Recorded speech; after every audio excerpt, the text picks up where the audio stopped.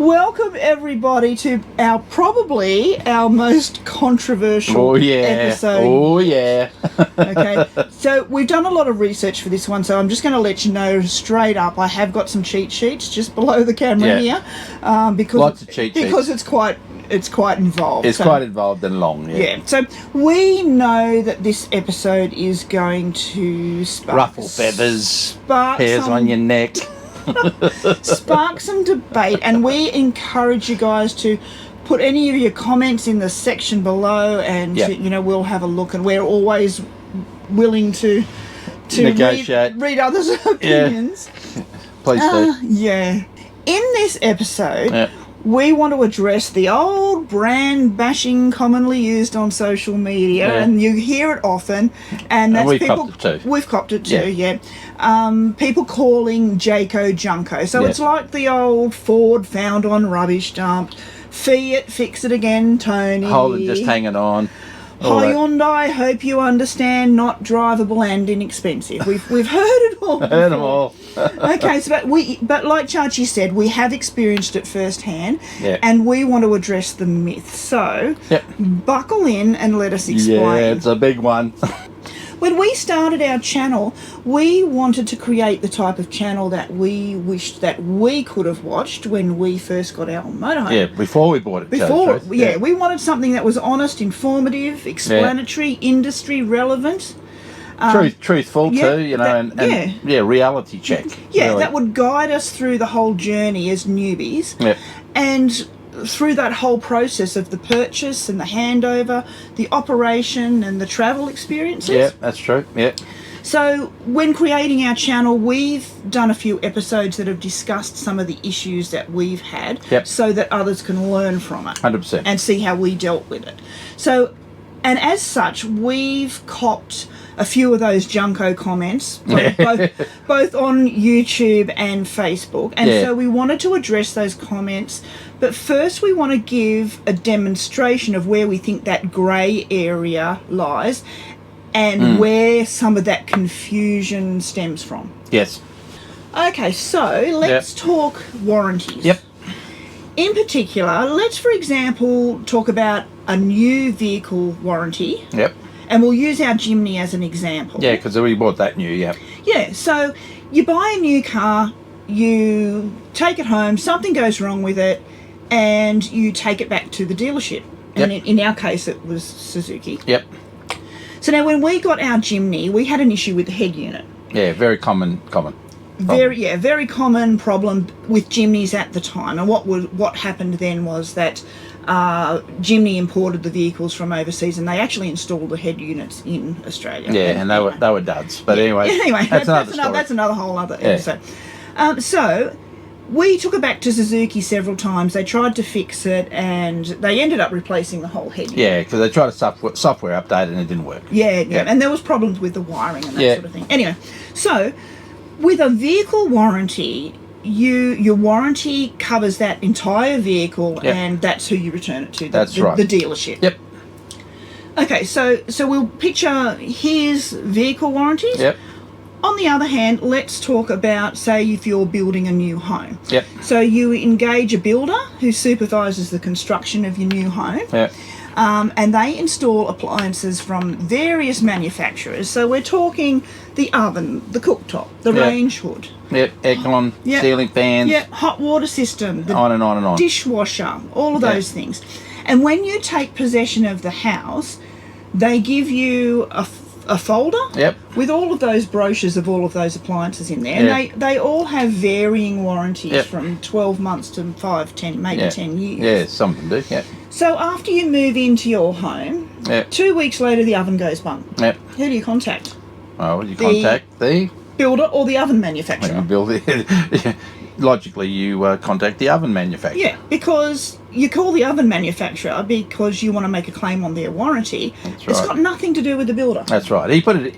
He might have put it in, and or one of his chippies put it in, but they're not responsible for the warranty of that. Yeah, that's right. So now let's talk about motor home, and you see where I'm going with this. Motor home. Yep. It's both. You've got and there's 3 warranties there. You've got the best of both worlds. Yep. Okay, so you've got a vehicle Yep. and you've got a house. And this is where that grey area lies for some people, distinguishing between who's responsible for what. Yep. Okay, so and unfortunately for Jayco, some people think that because they bought their motorhome from them, From a dealership, yeah. they should be responsible for everything in it, and this just isn't feasible. So just like a house, the home part of the motorhome has many different appliances manufactured by different suppliers. So you've got Dometic, Sphere, Thetford, etc. Yep. And they all have their own warranties and their own service centres which stock all of the parts and replacement. Yep. And they've got the labour team, etc., etc. Yep. Exactly. So, hence the reason why when our air conditioner failed... Perfect example, the aircon. Yeah. We didn't call Jayco, we called Dometic. That's right. However, we still copped the Junko comments. Yeah. In fact, it had nothing to do with Jayco. And the funny thing about Dometic, and we're not just talking just with the Dometic, just quickly, Dometic is a general air conditioner that's used across variety of different ones, not brands, just Jayco. all different brands. Yeah, all different brands. Yeah, so use that. so the Dometic was a perfect example. So we've had first-hand experience with it, where we took it to Dometic, and if you look back on that episode, it was fixed in 3 hours. Yeah. And similarly, when we had an issue with the Fiat needing the software update, did we take it to Jayco or did we take it to Fiat? No, we took it to East Coast. Well, we took it to East Coast Professionals at Acacia Ridge, which is a Fiat professional dealer. Yeah, of course. We took it to Fiat. So, but we still copped the Junko comments. Yeah. So that's this is why we want to really kind of drill into this, because we feel in our own hearts that if they're responsible, fine, then fix it. But if they're not, we've got to be fair here. Yeah. So what is Jayco responsible for? Yeah. They're responsible for any faulty build quality, construction defects, structural issues, wall and roofing components, things like water integrity. Yeah, which we've had a couple of. The electrical system, the cabinetry, the plumbing, etc. And if you're not sure, you can give them a call and they'll give you they'll guide you in the right direction. Yeah. So, Chachi, why does Jayco cop such a raw deal and get called Junko?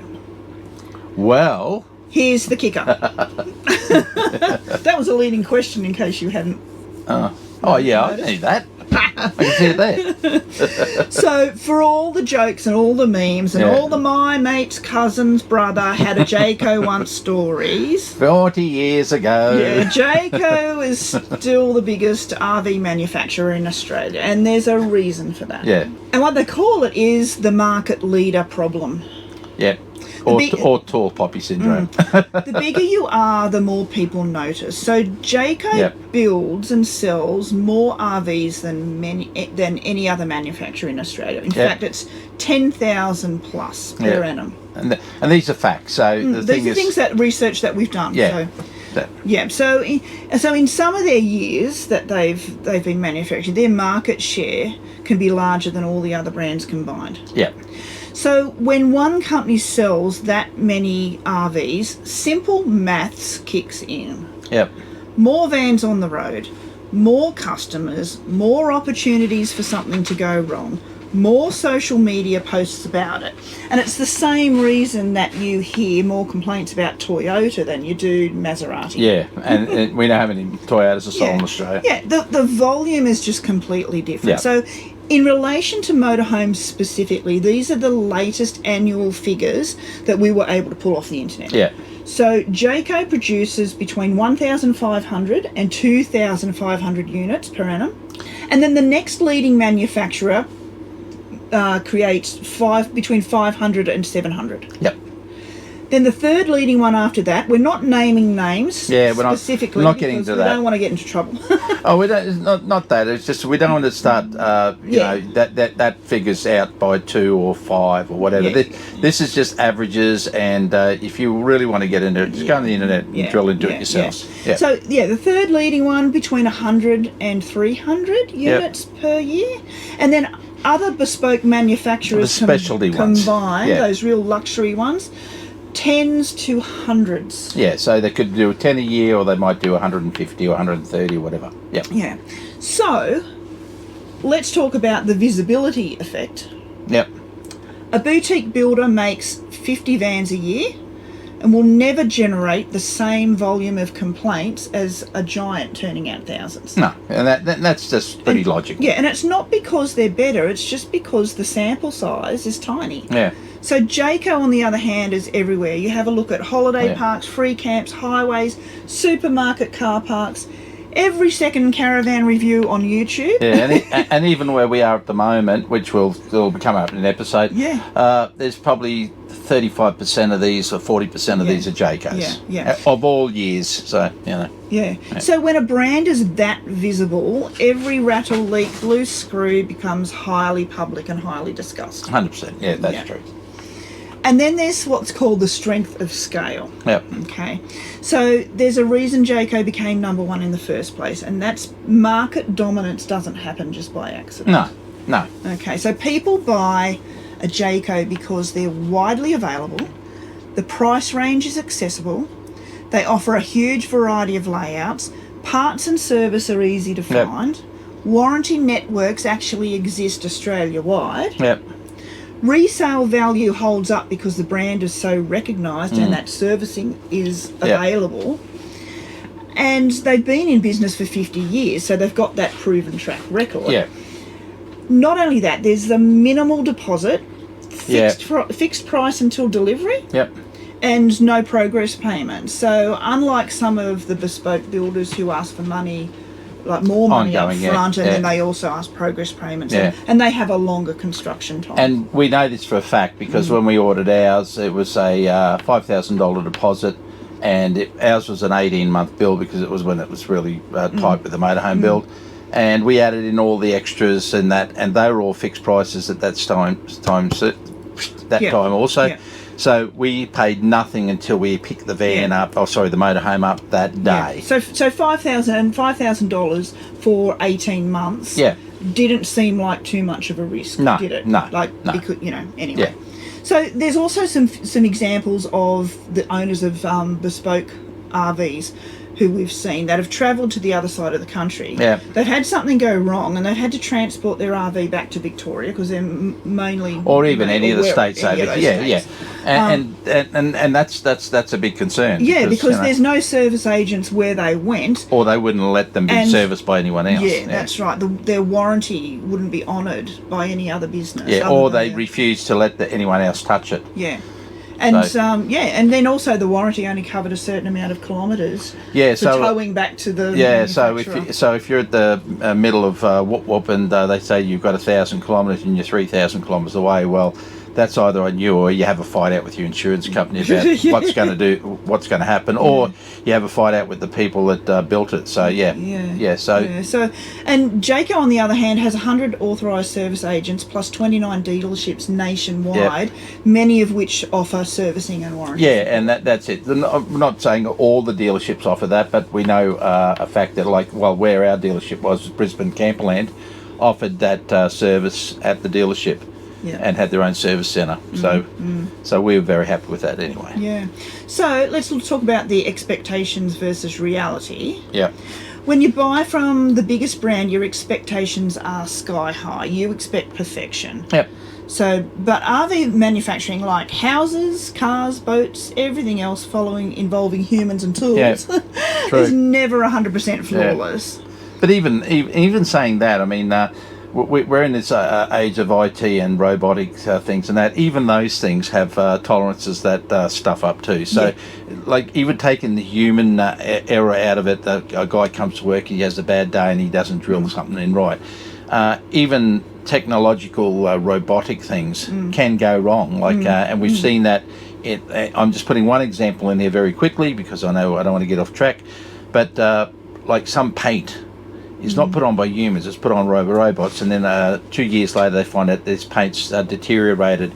So that's a painting, that's the paint, wrong paint went on, but the robot did the job right, but the paint is crap. So it's not just human error, so you've got to be realistic there. Yeah, so I mean, someone's going to get the van with the misaligned door, someone's going to get one with a popping latch, a cupboard latch we did. Yeah, we got a couple of them. Yeah, and someone will absolutely jump on Facebook and talk about it. I don't think we mentioned the latch ever, but we did now. Yeah. And because, bloody latch. Yeah, and because so many people own Jaycos, those posts dominate the conversation and reinforce the myth that Jayco has more problems. Yeah. But in reality, Jayco just has more customers. That's right. Yeah, 100%. So, and then there's the echo chamber effect. Oh, yeah. Call the Echo. effect. So once a joke catches on, like Jayco equals Junko, Yeah. it becomes self-fueling. People start to look for issues. Yeah. And every squeak becomes a scandal.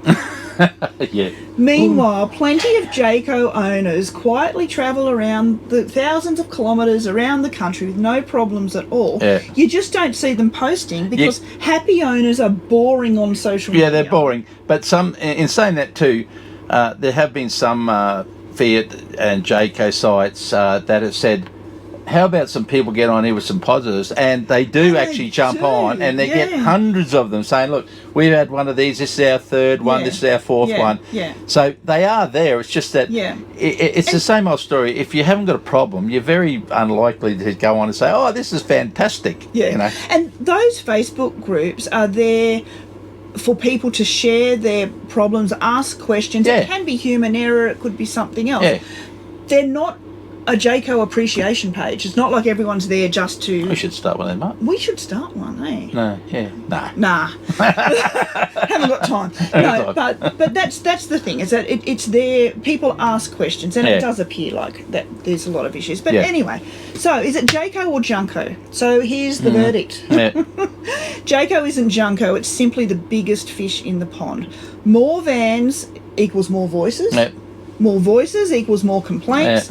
More complaints are louder reputation, but behind the noise is the simple truth that Australians keep buying Jayco because their vans do the job, the support is nationwide, and the value's hard to beat. Yeah. And I think it's really important for us to add here that we have no affiliation with Jayco. We have absolutely whatsoever. zero zilch affiliation. We're not ambassadors. We're not getting a commission. We're not getting paid. No muscle guys standing over here and thinking, threatening going to with get violence. me. No, there's not. Look, there's no one. No, look, we're simply just Jayco owners. And we're being realistic. We've copped a little bit of flack, and we just thought we'd. And we're being realistic with the whole situation because, as you know, we're travelling in it full time. We always said we'd give you the good and the bad, and we're realistic. There's going to be problems, but we want to say that with all the problems we've had, they're always been fixed professionally and in a timely manner, and we can't give them a hard time. If we went to a service centre and they said, we can't fix it or it's not our problem, then we could totally understand how people are out there, but we haven't had that problem. So, I mean, sometimes you have to wait in line for some things to be done. I guess what we're saying is that we have faith that should anything drastic happen, like a major leak or the electrical system goes bung or something like that, they will act. Well, we shouldn't say that we have faith because we've been there twice. We've been there. We've been there 3 times. True. So the 2 leaks were handled pretty well straight away. We rang them and we were down there the next day. Yeah. And it was fixed that day. Yeah. And we've got one other thing that we've got to fix, and that's the back spoiler at the top of the Jayco at the back. It had a crack in it, so they sealed it. It's not something to stop the roof leaking because it's sealed under there. It's just a cosmetic thing. It got broken. They said they couldn't do it till March this year, which was 5 months since we first told them about it. Well, I didn't even tell them about it. They found that and said, look, we found this while we were resealing the roof, and we ordered one in, but it won't be till March. And we said that's fine. We just going to make sure we're there to do it, but it was all done. So look, we've had no problem with that. And they also said. So I guess what we're saying is that when it's something minor like that, we're happy to wait in line. Yeah. And they told us also write down anything else and email us about a month or 2 months. So in February I'll just email them if there's any other problems we've got, and he said no, I'll get them sorted out at the same time. Yeah. Yep. So so tell us what you think. Yeah, tell us what you think. Like I said, good and bad, or the ugly, we don't really care. We've just kind of laid the facts out there that we could find. Just our opinion. And it's our opinion by owning one and living in one. So if you guys are out there and have got some things to add to it, we'd love to hear from you. Yeah. Be good or bad or indifferent. We don't care. Okay. And Okay. Ciao for now.